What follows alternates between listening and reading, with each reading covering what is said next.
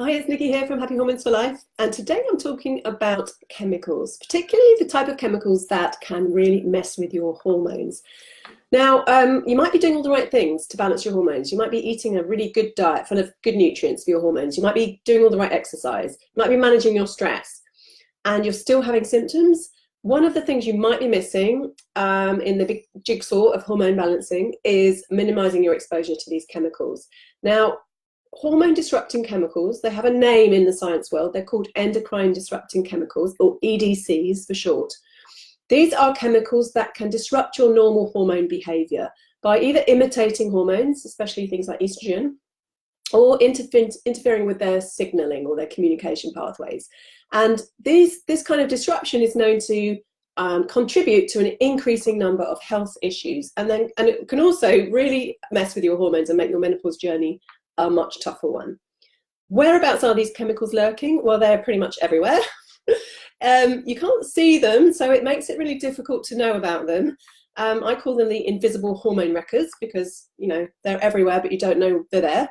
But they're in the air we breathe, they're in the food we eat, the water we drink, they're in our household products that we use in the home, they're in our beauty and personal products that we inhale or we put on our skin. So lots of different places that they're lurking. One of the big ones that you need to know about, okay, you need to know about BPA, and we all know about BPA, don't we? That's in the plastics that we use from water bottles to food containers to till receipts of all things, and tin can linings, unless you're buying the organic brands like Biona. I know for a fact that they don't use BPA in their linings, but most tin cans do. And what happens with BPA is that it can leach into the food or drink, especially if it's warmed or heated. So we want to avoid warming or heating any type of plastic, because BPA has been linked to everything from breast cancer to reproductive problems to obesity to early puberty to heart disease and a ton more. So we really want to be avoiding BPA as much as possible. The second one is pesticides. When something's invented to kill off living creatures like insects, it kind of makes sense that it's not going to be that good for us either, because we are full of microbes ourselves. And despite many studies linking organophosphate pesticide exposure to numerous health issues, they are still among the most common pesticides in use today. And a few of the many ways that these pesticides can affect your hormones include interfering with testosterone signaling and changing thyroid hormone levels. All of these things obviously are very vulnerable when we age and we're going through perimenopause and menopause. The third group is a group called phthalates. It's spelled Phthalates, so it's hard to say, hard to spell, but phthalates are a group of chemicals that are found in certain plastic kids' toys and other plastic products, but mainly lurking in anything that's fragranced by synthetic fragrances. So studies have linked phthalates to hormone changes, to infertility, to birth defects, to obesity, diabetes, and thyroid issues, amongst many other things. So they're a really nasty group of chemicals. The next group are, and I'm going to try and say this, PFCs for short, perfluorinated chemicals.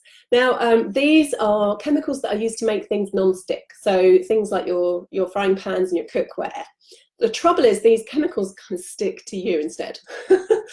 They are really hard to degrade, so they can stick around in your body for a long, long time. Health issues they've been linked to include decreased sperm quality, low birth weight, kidney disease, thyroid disease, and high cholesterol, amongst others. And the last group of chemicals is, I'm going to get onto the good news then. The last group are the heavy metals. So things like lead, mercury, and arsenic are probably the most common ones, as well as a whole host of general health issues. These heavy metals are also linked to hormone disruption.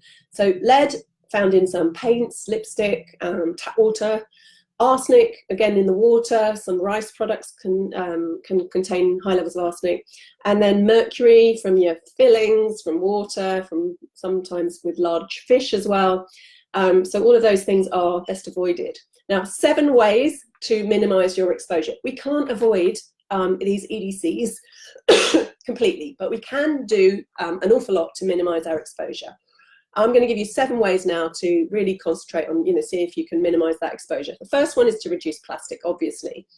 Plastic bottles, food containers, plastic wrap, tins that aren't organic, Just be very careful of using too much plastic, and also keeping in any way warming or heating them.